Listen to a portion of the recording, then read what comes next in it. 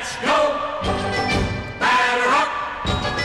We're taking the afternoon off. It's a beautiful day for a ball game. For a ball game today. The fans are out to get a ticket or two. From Walla Walla, Washington to California. Good evening, ladies and gentlemen, and welcome to this edition of Inside Pitch with me, Joe Mancelino, and my co-host slash producer slash comedian, Mr. Brian Lehman. Brian, how you doing today? Doing great. Thanks, Joe, for asking. Well, absolutely. Lots of things going on, some good races, and we have a great guest this evening. It's Mr. Jim Campanis Jr., a third-generation pro ball player. His grandfather, Al Campanis, was a general manager of the Dodgers. He was a scouting director and a scout for the Dodgers, and he played for the Dodgers. And then his father, Jim Campanis Sr., was a major leaguer for a while. And then Jimmy signed. He was a pro for a while, and he wrote a book, Born into Baseball, that we'll be talking about with him in just a little bit. He's a great guest, always fun to have on. He always has some great stories, so looking forward to talking to Jim. But let's get into the stats and what's going on right now. Some very interesting races. A lot of teams fighting for first place. Let's start with the National League East, where the Phillies and the Braves are just neck and neck for first place, playing great baseball. They are followed by the Mets, the Nationals pretty close behind them, and then the Marlins pulling up the rear. In the National League Central, the Brewers and the Cubs are neck and neck, fighting for the division lead. The Cardinals are behind them, the Pirates are close behind, and the Reds are close behind the Pirates. So that's a pretty good race.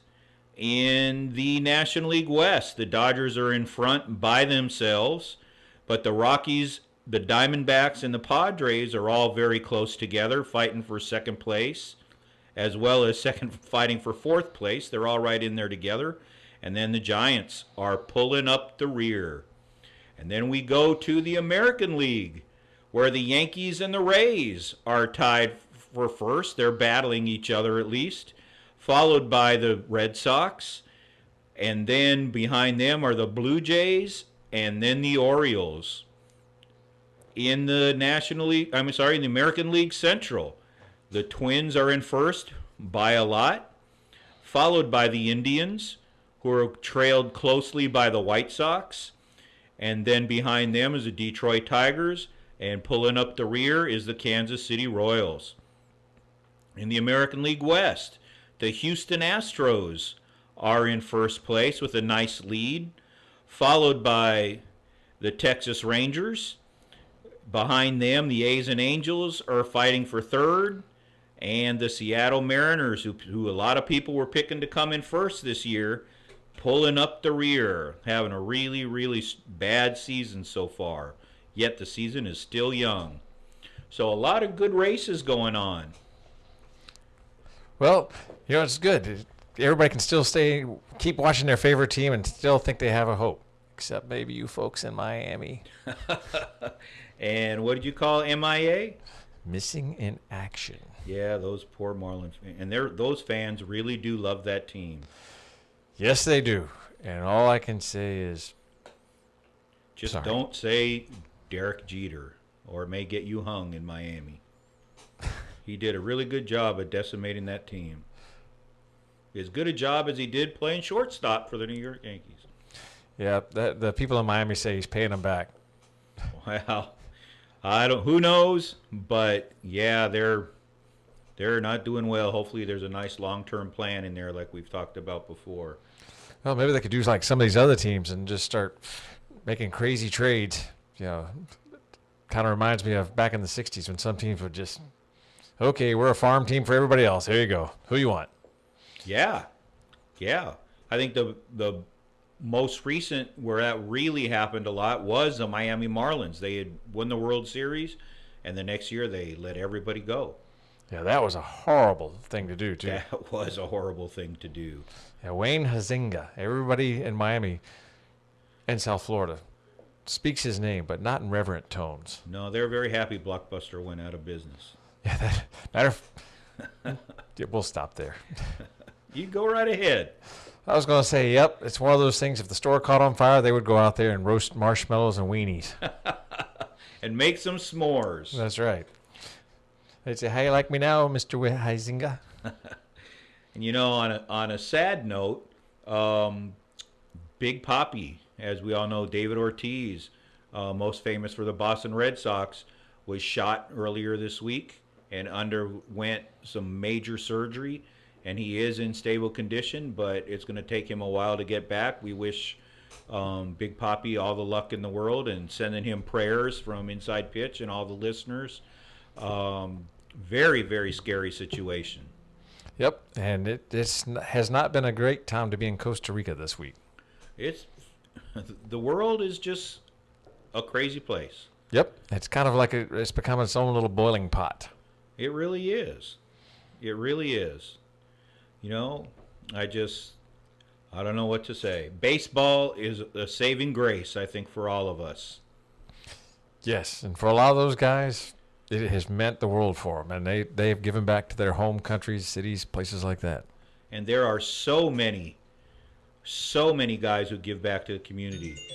One of the greatest is a pitcher, a guy who grew up in L.A., Darryl Jackson, pitched for the Minnesota Twins and had himself a nice career. Great pitcher, great man. And he like so many other guys, just continually give back to the community. Last week we had Mr. Yankee talk about his shout out that he did for all the things that LeBron is doing for the community. There's just a lot of good stuff going on. Good point. People are starting to give back. They're seeing the importance of education. They're building schools. They're doing those kind of things. It's really nice. Stay in school, kids. Stay in school. Absolutely right. Absolutely right. Let's talk. We talked a little bit about minor league baseball and how the local team here, the Pensacola Blue Wahoos, play good fundamental baseball. A lot of things that the big leaguers aren't doing anymore, they're doing. It's fun to watch. It's fun to see. That's the way it should be. We'll talk a little bit about hitting development later on the show today with Campy, Jim Campanis Jr. He's teaching hitting in the LA area. Those of you who are interested need to look him up and talk, and he'll talk a little bit about what he's doing. A couple weeks ago, we had Mark Cressy on in the Mark Cressy School of Baseball. Another great way to develop your children and have them trained the right way. Lot of good fundamental baseball being taught out there if you just know where to go. If you don't know where to go and you're interested in finding out something near you, send us a note at myinsidepitch@gmail.com. And we'll give you some great hints. One of our other guests, Bernie Carbos, teaches hitting out here. And he does a great job with it and teaches it the right way. So we all have that going on, and it's something that we need to do. So let's focus on that and learn baseball the right way. And on that note, we're going to get tonight's guest on. We're going to give him a call right now, and we'll be talking to Jim Campanis Jr. Let's get him on the line. Sure, hang in there 1 second. And by the way, for you folks in LA, you are just so lucky. You've got so many good quality folks out there who can do the hitting instruction for you and whatnot. We have a few in our area, and we thank them very much for helping these little tykes get it where they need to be. But you folks in California, and especially LA, you're just lucky devils. Hang on 1 second, and here he comes. Ladies and gentlemen, our guest tonight is the great Jim Campanis Jr. And before we talk to him, let me tell you a little bit about him. In 1984, while he was still in high school, he was good enough to play on the Minnesota Twins Scout League team. Talented young man. In 1985 through 1988, he'd been recruited and ended up selecting USC and played for them for those 4 years. In 1988, his senior year, he was an All-American at USC. He was a member of Team USA, and later in 1988, he was a third-round pick for the Seattle Mariners. He is, as most of you know, the third generation in the Campanis family. He is the son of former Major Leaguer Jim Campanis Jr. and the grandson of Al Campanis, who was a Dodger player, a scout who discovered a few people we'll talk about later, and he was the general manager of the Dodgers from 1968 through 87, which is the basis of Jim's book, Born into Baseball. You can see it here on the screen, Born into Baseball by Mr. Jim Campanis Jr. Great, great book. We will tell you again how to get it purchased at the end of the show, but now we're going to talk to the man himself, Mr. Jim Campanis Jr. How you doing today, Jim? I'm doing great. How about you guys? Good. We're doing good. We are doing really good. What are you up to nowadays? Well, of course, when I played, I did not hit my free agency contract, so I had to get a real job eventually. And it was actually kind of a funny thing. I went back to school. I actually signed as a junior, by the way. But I had in my contract to have some school paid for. So I went back to Arizona State University. I know I played baseball as a Trojan, but graduated as a Sun Devil in advertising, specific to broadcast. And now I've found my way years later into working at an ad agency that actually specializes in broadcast, primarily radio and TV, and also podcasts. So it's kind of fun being on your show, and I'm also doing podcasts myself. I have a podcast with the Angels. I do a podcast with the Angels. I'll be doing that today. And then every Thursday, I do a podcast with my good buddy Eric Lenneberg, who has worked in baseball media for years, PA announcer. And we do a show called Driving Them In, and it's basically me and Eric talking about baseball with a guest on my drive home, which is a nasty 2-hour commute to go 47 miles every Thursday. And this week we actually have on my old USC coach, Michael Espy. Wow. And we're going to talk about the differences in recruiting, the way recruitment has changed from when he was a coach, in the 70s and 80s to he just retired this past year. So we're interested to talk to him. And I had Mark Merchant on, who was the pick right after Ken Griffey Jr. in 1987. Merch ended up being a teammate of mine, but he was always sort of, kind of like, playing second fiddle to Griffey his whole career. So we talked a little bit about what it's like to be drafted after a Hall of Famer, in the draft. We're having a lot of fun with that show. He can't feel too bad playing second fiddle to Ken Griffey Jr. I think more than one person can say that happened to them. No doubt. Yeah, it was just ironic how Griffey was in the major leagues at the same exact moment that the Pirates traded Merchant to my team, which my first year I was in A-ball in San Bernardino. So there's a tale of two careers. One guy getting traded to go to play in A-ball, and the other guy making the major league team at 19. So it was kind of there were some tough spots in Merchant's life, but I think it's one of those where we all go through this as players. All of us have a different story to tell, and some stories end up very happy. I know Griffey got a couple of free agency contracts, so he's doing fine. But Merchant and I, we have to work still. So. Oh man, isn't that just a little frustrating to be human sometimes?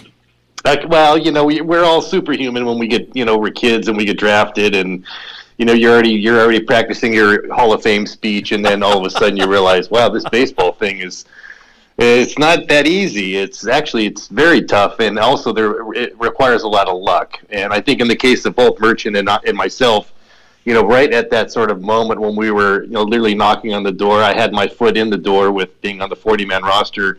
I got hit with a bunch of injuries. Never been hurt in my career before that. I played, almost every single game at USC and never had any injury issues. And first 3 years of pro ball, no problem. And then, like, at the worst time, and actually there's a story in my book called My Toughest Break. I'd actually been told I was getting called up. You were told. I was on the 40-man roster. And when you're a catcher, my dad used to say, you're always a foul tip away from getting to the big leagues if you're a catcher. Well, I got the foul tip, and someone else got to go to the big leagues on after I was in a cast. So, yeah, it comes both ways as a catcher. I would never go. I never would have got as far as I got without being a catcher. So very true. I couldn't complain. But of course, that's one of the tough breaks when you're a catcher. That it is. That is by far the toughest position in the game, I think. No doubt. If you do it right, the way you guys did, Well, and we got run over too back in my next year after I had broken my wrist. A guy ran me over at a play at the plate. I held on to the ball and saved the game, and I couldn't throw for the next 6 months. I couldn't brush my teeth. I couldn't comb my hair. That right shoulder separation is one of the toughest injuries I ever had. And I still know when it's going to rain because that thing starts to bark at me. So, yeah, I mean, and that's what happens. You do that. You also back then, you called your own game. You set players up. You knew what was going on. There was a lot to it. Oh, no doubt. And that was, that was actually part of what we would call nowadays development. And that's one of the one of the things I neglected to mention is that, when I wrote the book, I was immediately asked to train hitters and by a lot of the, friends of mine who had kids. And before I knew it, I'm working with, kids that are in college, kids that are committed to college. And then over the last couple of years, I've helped about a dozen kids get onto like the next level, get them on summer teams, and just kind of use my network of friends. But that's been an awesome additional sort of byproduct of I know stuff that when you've made every mistake in the world and you've learned from it, like now you're ready to teach someone how to not make that same mistake once. That was one of Rod Dato's famous lines: "Don't make the same mistake once." You can learn from watching other people, or hear someone who has made mistakes and learn from them, and know when the pitfalls are coming, how to avoid them. So that's one of the things I really enjoy doing as well, and that's been a real blessing for me to, and of course, it helps me stay in a little bit better shape than I would, sitting around all day. So. And I love watching the videos that you post where you're teaching the kids hitting and stuff, and you really do a good job. It's a blast, and it's been one of those things where I just didn't expect when I wrote this book that I would be getting, it was really changed my life. I mean, I was, very much into baseball. I always watched it, loved it. I did, and I'll tell you, most players, and Mark Merchant talked about this on my podcast last week, that every player who stops playing, you go through what's known as, I call it the bitter phase or the bitter period. Like, you're bitter, you're mad that your dream is over, and there's talk, and there's some players that believe there's a sense of post-traumatic stress disorder. And by the way, I'm not in any way inferring that it's anything like the soldiers, what they go through. Definitely a different species, but it's like one of those things where you have this dream since you were a little kid, and all of a sudden one day some guy or a bunch of guys tell you, oh, by the way, your dream is over. You're no longer good enough to play here.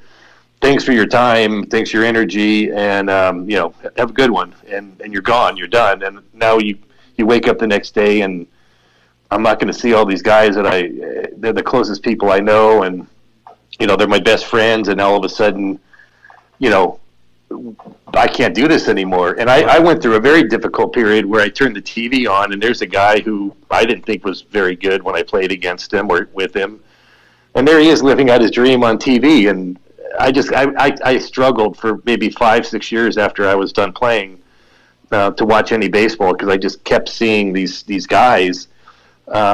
Things finally, I think, changed when my kids got into baseball, and it was time for me to show them stuff on TV and how big league players do this and they do that, and I started to get the love back, and they always liked it when I said, oh, that guy right there, yeah, the guy coaching, he was my teammate, or that guy managing, he was my buddy's brother. Like right now, Aaron Boone was my buddy Brett's little brother. Right.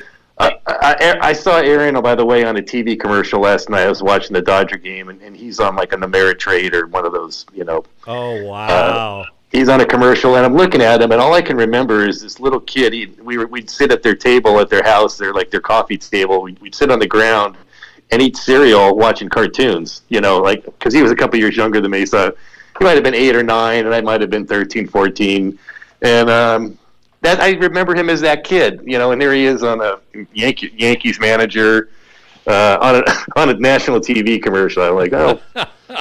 Pretty funny, Oh yeah, oh yeah.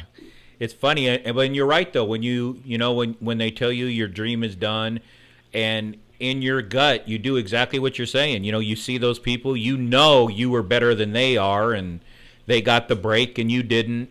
And like you said, some of it depends on the team that you're on. Some of it is just luck itself. There's just so much that goes involved in it.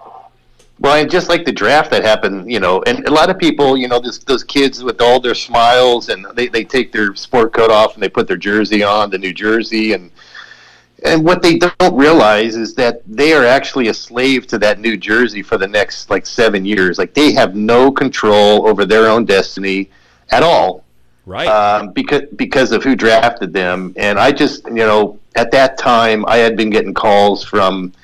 When I was in my draft period, I was getting calls like a couple a day from scouts and cross-checkers and agents, and everybody was asking, what if I would sign, and I was like, well, of course I'd sign. And one team that called me probably more than anybody was the Kansas City Royals, and my dad was an original Royal, and that sounded awesome to me, playing on a team that my dad played for. And I was super excited, and they said I was going to be the first the first player they were going to pick out of the West Coast was going to be me. And I thought, okay, that's cool. And I didn't know what that really meant at the time.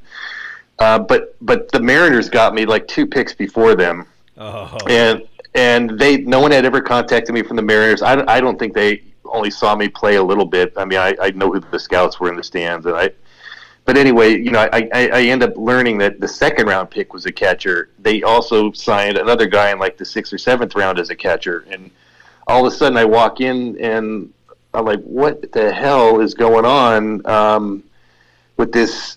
This organization is like a log jam of catchers. So before I even started my first minute with the Mariners, I was already like with my back to the wall. Oh man! So you look at and I had some friends who were let's just say they were drafted by the right team for them. Right. And that happened to Brett Boone, quite honestly. Right when Harold Reynolds was sort of on his way out, Brett was on his way in and just found a perfect spot, made the team for the Mariners, and then was ultimately traded. And once he was traded, he was traded to another team where he was going to start every day, and it was just a catapult to a 15-year career, those things happened more than they did. And so I look back at the draft, these kids, and some of them are going to land in a beautiful situation and they're going to have a great, prosperous career.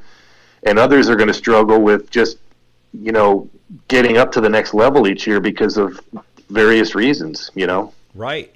And those of you that may not know, Aaron Boone and Brett Boone are just like Campy. They're also third-generation players. So they have a lot in common and a bond that not very many people can have just because of that. That's a very cool thing. Yeah, and Brett and I still stay in touch. And, Brett's, he came to the USA alumni recently, and the game, we have a game every year. He didn't want to play because he didn't want to mess his hair up, I think. But he did at least have it was cool for him to come up and just hang out with us. He lives down in San Diego, so we don't get to see him as often. But Brett's an awesome guy. We've always had a ton of fun. He was my roommate often with the Mariners in spring training and instruction league, and then we also played during 2 seasons together. So we hung out quite a lot and had a wonderful time. And I always played my best baseball. I told him, every time you were on my team, I was the best I've ever been. And I think there was something about us in our little bit of competitive drive that we both have, and we both wanted to beat the other guy, whether it was cards or baseball, and so that it's always great to have someone that can motivate you when you're playing. And Brett was my main guy. Love playing with that guy. Yeah, and you couldn't pick much better. Great guy, great. I was lucky enough in the '90s when I coached the Scout League team for the Atlanta Braves. Aaron Boone was on the same team with some of the guys we talked about earlier, with Brad Cressy, Mark's son. Yeah, and Aaron Huff, Charlie's son. It was, I got to work with a lot of those kids, and it was a lot of fun. Scout League teams are a great thing. Yeah, and actually, my very first job ever, I was 16, and I drove about 30 miles every morning to go to the Mark Cressy's baseball camp, and I was a trainer. I got hired to train them. So my job was to work with the 6-year-olds, and Mark's son was one of those kids, and so he was one of my first little pupils. And what ended up happening is I would have the kids throw me batting practice with wiffle balls. And Chrissy would laugh all the time because he's like, I don't care. You're like the babysitter coach. Just keep them smiling. Keep them happy. And I did. I would just play wiffle ball with them and have them run the bases. And, but it was a blast. I learned right then and there that I really enjoyed working with, players at that time, that age. I was still young. I still am young at heart. But there you go. I had a blast teaching those 6-year-olds. Right now, I struggle though with working with younger kids. When I work with players now, I like working with high school and college because I get really deep into the mental side of hitting, and I feel like the physical side. I think anyone could teach someone how to swing well off the tee, or as best as they can hit. But it's the how do you take someone to put them into a highly competitive game and understand how to be successful, not just with your physical talent, but with mental preparation and sort of combating performance anxiety and all the things that make you fail or get yourself out. I've been able to sort of help my players now get to the next level with a mental approach that is solid and gets them to the point where they're playing at their optimal levels. Well, and it sounds silly, but the mental approach is almost as important as the physical capability itself. In my experience, it's every single guy that I ever played with who was, and I include myself in this, who was better than their physical talent should have allowed them. Brett Boone, same guy. It was what they had upstairs and how they prepared, and then the other component that I combine, tactics like visualization and things. So that's sort of mental preparation. But the guys that could stand in that batter's box and look at the pitcher and just basically just know that they were going to win that battle. Jeff Cirillo is another guy who, he played 14 years in the big leagues. Yeah. Another guy who just literally said, I am better than you. I'm going to beat you. He believed it 1,000%. I had him on my podcast recently, driving him in, talking about the competitive drive. And he had just a hyper-competitive drive. Still does, by the way. Does he? And he has to control it when he's golfing. He has to control it when he's playing. He plays 15 over baseball. And story has it that he was a pitcher in this 15 over league, and he had thrown 150 pitches in the final game of the 15 over World Series. And he was getting kind of beat up a little bit, and the coach came out to pull him, and he said to the coach in a little whisper in his ear, if you take me out of this game, I will never play for you again. And the guy looked at him and said, go get him, Jeff. and Cirillo won the game and won the 15 over championship last year out of sheer and ultimate competitive drive. And so I believe that that piece of being a competitor and that piece of being able to sort of prepare yourself so that when you walk up to the plate, you're relaxed and ready to hit.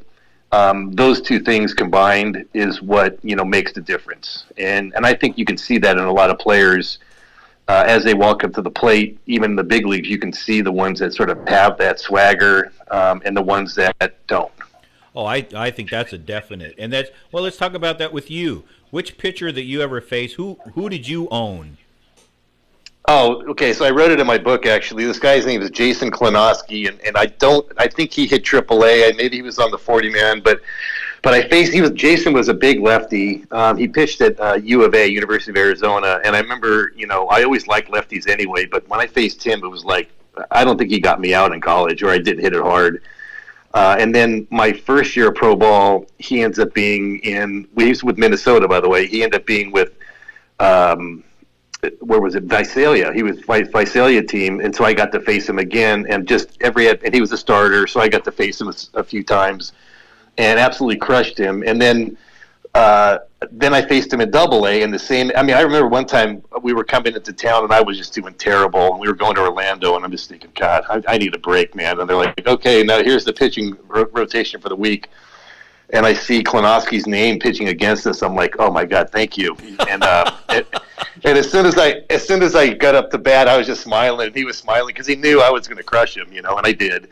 But it's funny. This is just a funny little ending to this. So when I get done with my playing career and I went back to college, I went back to Arizona State. This Trojan, I went back to Arizona State to get the degree, and I ended up getting an internship at a radio station in Phoenix called Camel Country 108. Right. So I'm at Camel Country, and my boss calls me into his office like maybe a week after I'd been there, and I had told him my whole baseball background. So he sits me down at his desk and he's like, "Okay, Campy, so tell me." Who was the pitcher that you loved hitting off of the most? I'm like, oh, dude, it's simple. Jason Klonowski. I mean, that guy was just, for whatever reason, he goes, really? That's interesting. He goes, I went to U of A. I go, yeah, I know. He goes, well, do you know I was Jason Klonowski's roommate? I go, no way. He goes, yeah. And then I hear the speakerphone go, you better have said it was me. He had Klonowski on the speakerphone, and I didn't know during that call, just to make sure that I named him as the guy. So, what a good sport he had to be. Yeah, so that was one of my favorites. And my boss got me really good on that. But Jason admitted, he's like, man, if you would have said anybody else, you should still be playing. Oh, that's hysterical. You talked about playing in Orlando. In your book, you have a great story about what was going on with some unruly fans one game in Orlando. Oh yeah, that was just one of those like divine intervention moments of life, and so the context of that story was basically like every game you ever go to in the minors, especially when you're on the road, you just are already ready to just get abused by the fans, and some people do it in a, like I would call it, a classy way where they're just hometowners and you're and they do it like, not mean-spirited, but just, there's just being good fans. And then other people are just total idiots, and they actually disrupt everybody else. So we had this couple that came in, they had a few years on them, and they were rolling in right in the front row. And they were just to the right, like on the first base side, next to the Twins, the Orlando Twins dugout. And, it was funny because when I went up to bat for my first at bat in the first inning, they were all over the umpire and just let him have it.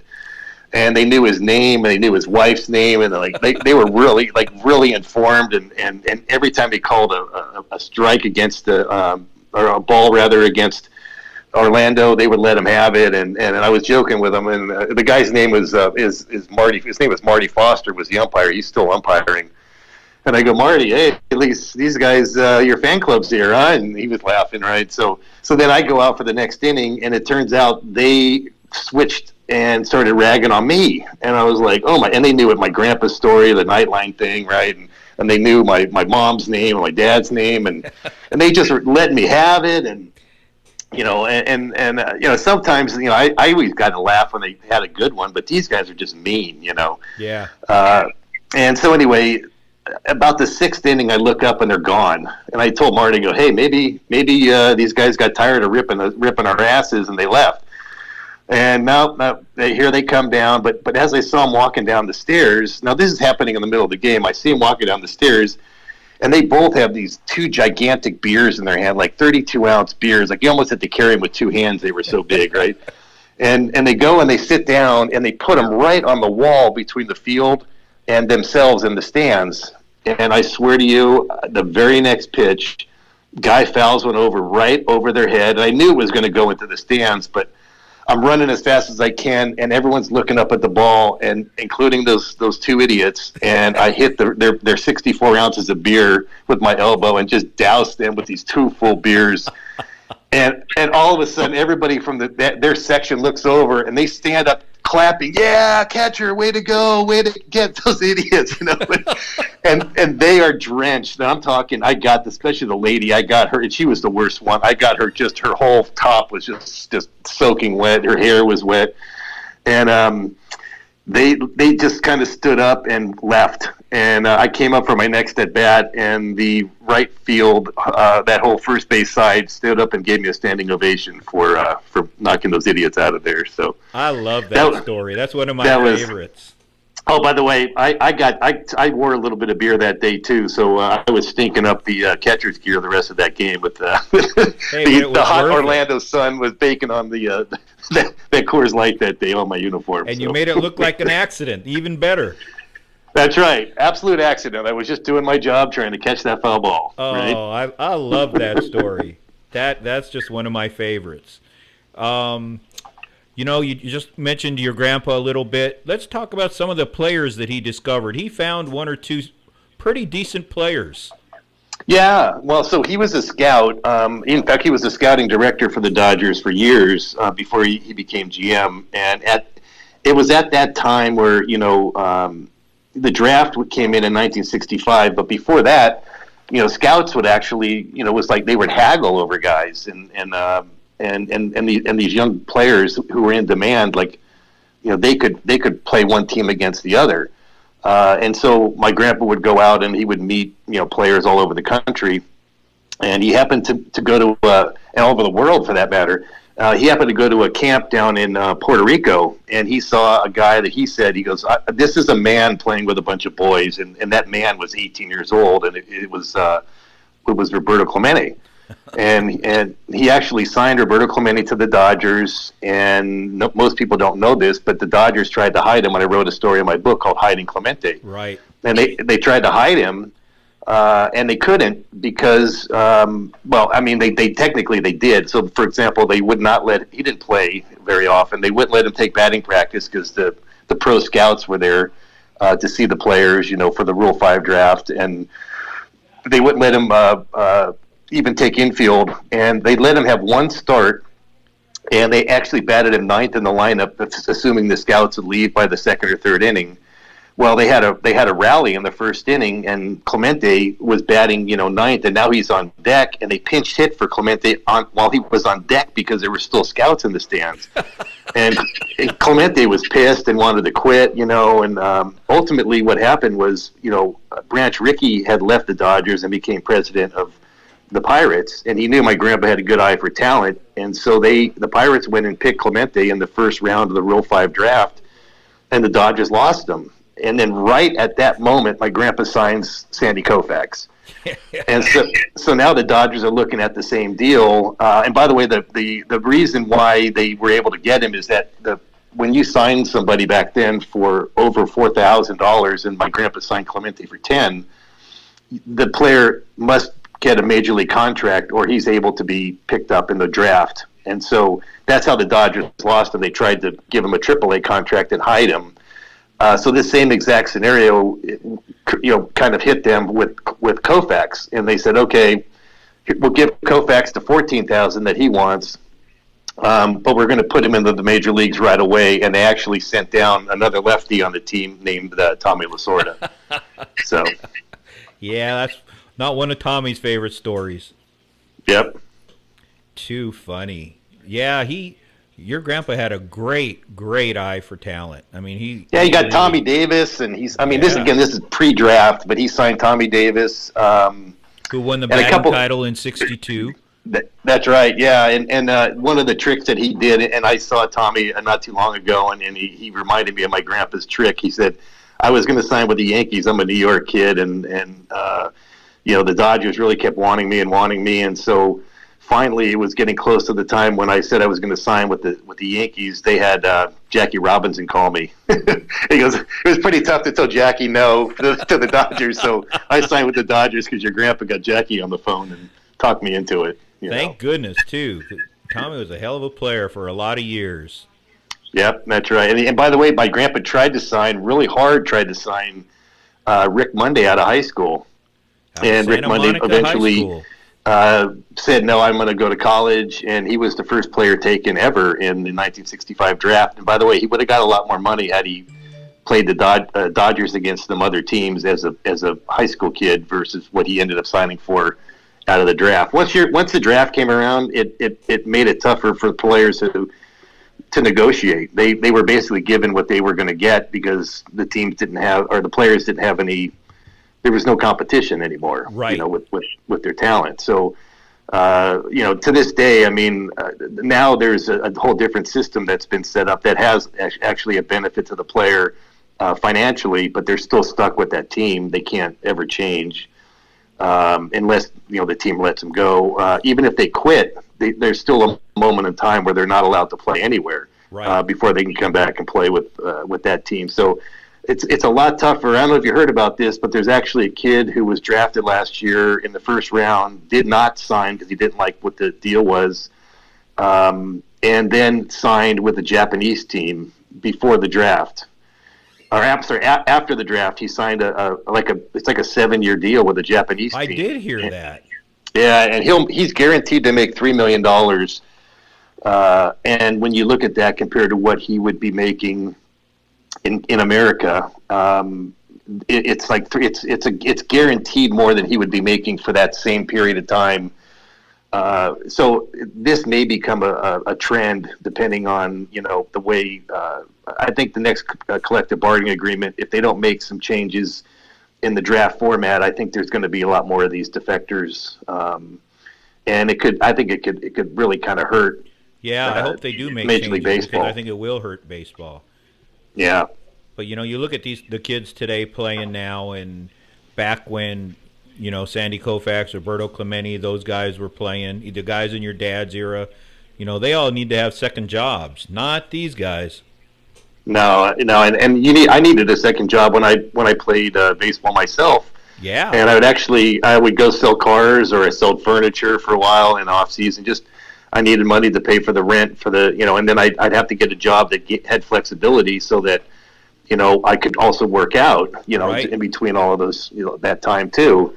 And that was tough. I mean, I remember, when I was selling cars at my dad's car dealership, and I would, go and do the Superman thing in the bathroom and change from my suit and tie into, some workout clothes, and then go to the batting cage. And that was a typical day, where, now these guys, they have enough money to hire trainers and nutritionists and massage, therapy and the whole nines. And I think the game, it's made them better, and holistically it's made the game better because that the players are, able to dedicate. And by the way, you don't see guys coming into spring training, fat anymore. And that right. was common when I played, and I was fat some years coming in. Now these guys are coming in just, looking like gods, Greek gods, running around, and even the older guys coming in great shape. That's another big difference than when I played is the focus on staying in shape. Yeah, spring training really was getting in shape to play. Right, and now they've come in, and that's the other thing I'm noticing, even on the amateur side, where like you talked about the scout league, that was really there to not just assess the player, but to help develop the player. And I remember I played shortstop in high school, and Jesse Flores was actually the scout that asked me to play on the Twins. And the funny story is my biology teacher in high school, he was also a Twin scout. So he told Jesse, who was Jesse Flores, who was the area scout for the Twins, about me. They came out and saw me play, and then they walked up and asked if I would play on the scout team. And it was great because they said, we know you play shortstop in high school, but we're going to ask you to catch on the scout team because that's where we think we would sign you as a catcher. And I said, that's fine, whatever you guys want to do. And it was great for me, and it also was inspiring because the way the scout team works is that you play some games. You start the season when the major league's happening, and then when the major league season's over, you start seeing, some pro guys come out to play. These are right. once a week games usually, or twice a week games, and they'll come out to get their swings. I did the same thing when I was a pro, but we actually had a guy named Mark Salas. He was the starting catcher for the Twins. Yeah. And he came out, and I would catch. He didn't want to catch. He just wanted to hit. I remember one day we're playing like this school called Mount San Antonio College. It's a JC, and I'm a senior in high school, and I'm facing junior college pitching. And I remember I went 1 for 3 with a walk or something like that, or hit by pitch or something. And I was so stoked that I'm facing these college guys, and I feel like I'm holding my own and I'm having good at bats against them. And I caught well. Well, that same game, Mark Salas hit 4 home runs over the fence. I've never seen it, and I never saw it since in any game. Let alone this is pretty competitive. Game, but he hit with a wooden bat, hit 4 home runs over the fence on a big field. And I'm thinking, geez, I thought I wanted to sign, but if this guy is the major league starter, maybe I should think about college a little bit more deeply to help. But it helped, that scout league helped develop. Yeah. And unfortunately, nowadays there's really no development on the amateur side. Even in college, the coaches really are there to win. Their job's depending on winning, not on developing players. Right. High school coaches look at it that way. So what's happened is it's opened up a vacuum. And when my book came out, it was right at that point where development had already sort of gone to the wayside. So I started getting calls left and right. Can you work with my kid? Can you work with my kid? And I realized real fast that, you mean you don't have a batting coach at school? No. Does the coach throw you batting practice? Well, sometimes. But how do you guys hit? Oh, we do it on our own. And I'm thinking, wow, that's rough. And that's the same way, even at USC. And I know USC has some, they have some coaching, but, I go there, I quickly realize that the players are really on their own schedules because of the way the NCAA rules work. Like the coaches can't coach. Right.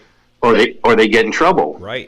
So it's just a totally different world than it used to be, in terms of development for players. It really is. There's nothing there. And that 2 weeks ago we had Mark Cressy on as our guest, and we talked about his school a little bit. And I mean, nowadays things like that are very valuable for up and coming players. So you can learn the game right before you develop your bad habits. And I know you work with those kind of kids.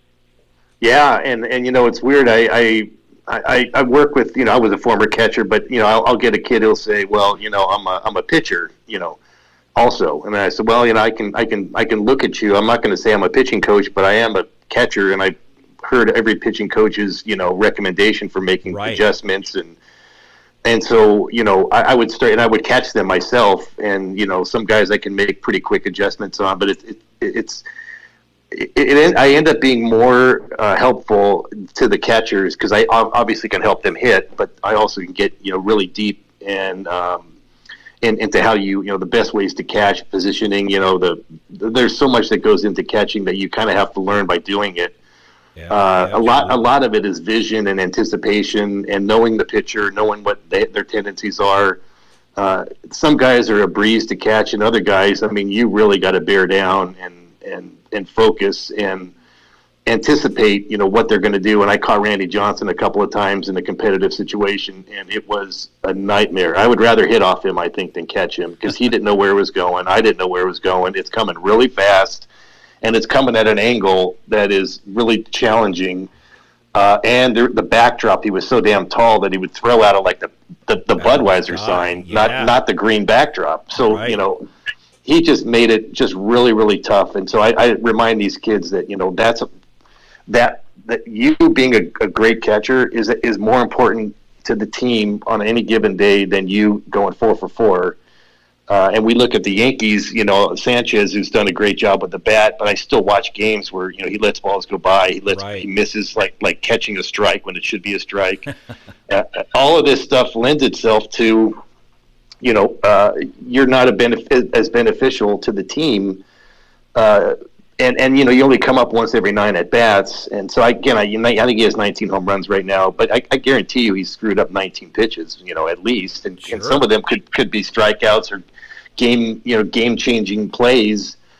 And that's one of the things that, I think is changing for the catching position. I think they're now looking at catchers more like, we don't care if you can catch. We want you, they're hit. We really need you to catch and be, way more so than I think in times past. I looked recently at the catchers' batting averages across the big leagues when I was doing my little all-star voting thing, and the best ones, the best catchers are hitting 220. But Yeah, I think I'd want Vasquez back there from Boston, and Maldonado from Kansas City. Some of these guys are just unreal catchers. Then Sanchez, who can't in my opinion, he's going to hurt the team more than he helps it. and I think that's true. But the hitting for a catcher really didn't matter until some guy named Johnny Bench started to hit, Right. and then everybody wanted catchers that could hit, and then we had Mike Piazza, and that made it even worse because he's hitting home runs too, and never throwing anybody out, and Right. clanking balls. Yeah, and I mean I do believe that when you look at now Johnny Bench, though, he was an outstanding defensive catcher. He was. On top of it, but he was. But Piazza wasn't, and I played against him, and I actually gave him some tips on catching and throwing, receiving and throwing, and before he got it up to the big leagues, and he just didn't have the ability to really do that. I mean, and so at the end of the day, I think by being a catcher, I think he probably had maybe Hall of Fame credentials with his stats. But as a first baseman, you compare him against great first baseman of the history. He's just okay, but you compare him against catchers, offensively, and he's one of the best ever. Right. So that was also smart on his part. Like, well, if I'm going to have a legacy in this game, I'm going to need it. It's going to need to be as a catcher. So I give him all the credit for doing what he did, but at the same time, there were a lot better catchers in baseball than Mike Piazza during his day, and today even more. And there were, but I gotta give it to him that he worked really hard on improving it. A lot. He spent time trying to get better and better and better. Yeah, no doubt. And as he got older, that's when I really saw the significant drop. He was never like what I would call, even good as a catcher, but he kind of got to be bad as he got in his 30s, and that's just age catching up with the tough position. But the guy could still hit, and he was hitting even when they put him at first base. So right through the end of his career, he was still hitting the ball. So, really, that's where if Mike Piazza was playing in today's game, he most likely would be a first baseman and catch as he would be like the third catcher. Right. And they would just let him hit. And I think that's what's going to happen to Sanchez at some point. They're just going to say, once there's maybe some changes in the roster, they're going to say, okay, you're now the second catcher or the third catcher, and then you go do this, either DH or play first. And I think we saw Joe Mauer had that happen to him too before he retired. He did. That's kind of, I think, where Sanchez is going to end up, probably sooner though than Mauer did. Well, yeah, I think so too. Let's talk a little about your book again and where people can buy it. Yes, so it is available at Amazon. And by the way, a couple years ago on Father's Day weekend, I think that's coming up here pretty quick. It was number one. It got to number one on the Amazon bestseller under the baseball subcategory. And I was really excited at that point. It was almost like I felt, okay, sure, I didn't make it to the majors, but I kind of, made it to the majors in a different way, with being a number one best-selling author. So that was real exciting. And so Amazon is the place I always mentioned to go pick it up, but it's also available at all these other, sort of other books, online bookstores. And it's available in both the paperback and also in the Kindle version. So you can check that out, Amazon.com, I think Barnes & Noble, and all the other book sites. And those of you watching tonight, you can see I'm holding the book up. Jim Campanis Jr.'s Born into Baseball, Laughter and Heartbreak at the Edge of the Show. It is an outstanding, outstanding book. I highly recommend it, and it's a book by an outstanding young man. Campy, I want to thank you for taking the time to join us tonight. Oh, thank you for having me on. I really appreciate it. It's always a pleasure, and I'm looking forward to listening to your show. That'll be fun. And I want to really thank you for being on. Well, I appreciate it. Thanks for thinking of me on this one. And as always, keep up the great work. Absolutely. Thank you very much. You hang in there and have a great rest of the evening. All right, you too. All right, Take Campy, care. take care. Bye. Goodbye.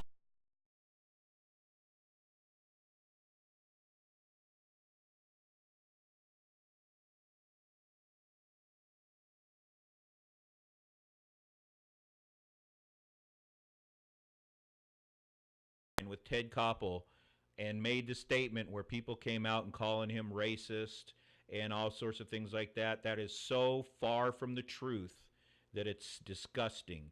That is a man who worked hard, who supported Jackie Robinson, did everything for him. I was lucky enough to have known him before this happened. There was not a racist bone in his body. He was really, really just blackballed by baseball.